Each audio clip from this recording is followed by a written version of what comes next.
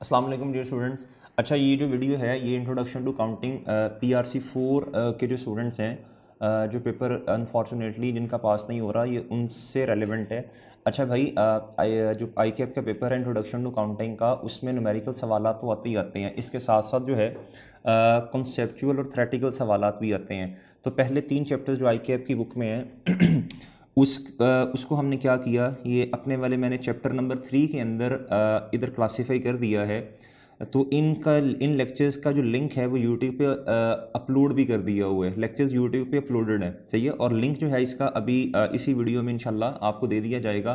तो भाई इन लेक्चर से फ़ायदा उठा लें।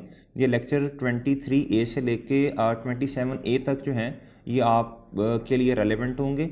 इसके अंदर जो है ये बिजनेस ट्रांजेक्शन, इसमें से अच्छा खासा पेपर आता है। वो 1-2 सवालात बना के दे देता है और बच्चे जो फीडबैक देते हैं आके वो कहते हैं सर जी कॉन्सेप्चुअल सवाल आया हुआ था। तो इसमें बिजनेस ट्रांजेक्शन क्या होती है ये आपको पता होना चाहिए। इसकी क्लासिफिकेशन क्या है जी, सिंपल ट्रांजेक्शन क्या होती है, one of transaction, on going, इस तरह के सवाल पेपर में पूछते हैं। कहते हैं जी रेवेन्यू एक्सपेंडिचर क्या होते हैं, कैपिटल एक्सपेंडिचर क्या होते हैं, इस तरह की चीज़ें पेपर में वो पूछ रहा होता है। उसके बाद जी जो है वो यूज़र ऑफ फाइनेंशियल स्टेटमेंट, ये यूज़र ऑफ फाइनेंशियल स्टेटमेंट, इसे stakeholders of financial statement भी बोला जाता है। तो ये वाला लेक्चर भी रेलेवेंट जो है वो अपलोडेड है। उसके बाद जी पेटी कैश और इम्प्रेस सिस्टम क्या होता है, ये बहुत अहम टॉपिक है जी इंट्रोडक्शन टू अकाउंटिंग में। तो इसमें से भी सवालात वो पूछ रहा होता है। उसके बाद मेरे भाई कॉन्ट्रा सेटलमेंट क्या होती है, ये कॉन्ट्रा सेटलमेंट का लेक्चर भी अपलोडेड है जी। तो ये भी आप देख सकते हैं जी। उसके बाद मेरे भाई understanding of sale and purchase system, ये ICAP की किताब का चैप्टर नंबर 2 है।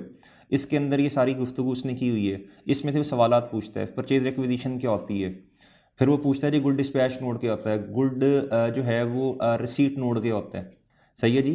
फिर उसके बाद ये भी पूछता है जी कि क्रेडिट नोट क्या होता है, डेबिट नोट क्या होता है। फिर सवाल पूछता है जी सोर्स डॉक्यूमेंट क्या होता है। तो ये सारे के सारी जो बातें हैं भाई आपने रट्टे नहीं लगाने, आपने इन्हें कॉन्सेप्चुअली अंडरस्टैंड करना है। वो किसी भी तरह घुमा के सवाल को पूछ सकता है। जब तक आप कॉन्सेप्चुअली चीज़ों को अंडरस्टैंड नहीं करेंगे आप जवाब देने के काबिल नहीं होंगे।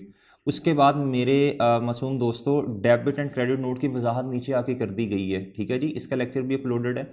अच्छा, फिर उसके बाद मेरे भाई डिस्काउंट, डिस्काउंट में से अच्छे खासे सवाल पूछते हैं। 2 तरह के डिस्काउंट होते हैं, एक होता है ट्रेड डिस्काउंट, एक होता है जी सेटलमेंट डिस्काउंट। दोनों का सेपरेट सेपरेट ट्रीटमेंट है।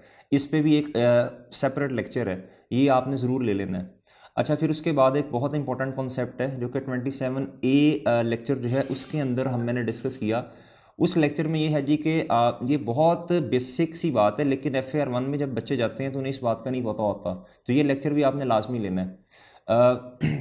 भाई इस लेक्चर के अंदर क्या है, 5 हेड्स हैं ना total, income, expenses, asset, capital और लायबिलिटी। भाई 3 हेड ऐसे हैं जिनका क्लोजिंग अगले काउंटिंग पीरियड का ओपनिंग बनेगा, यानी जो कैरी डाउन है वो ब्रॉड डाउन बन जाएगा अगले काउंटिंग पीरियड का।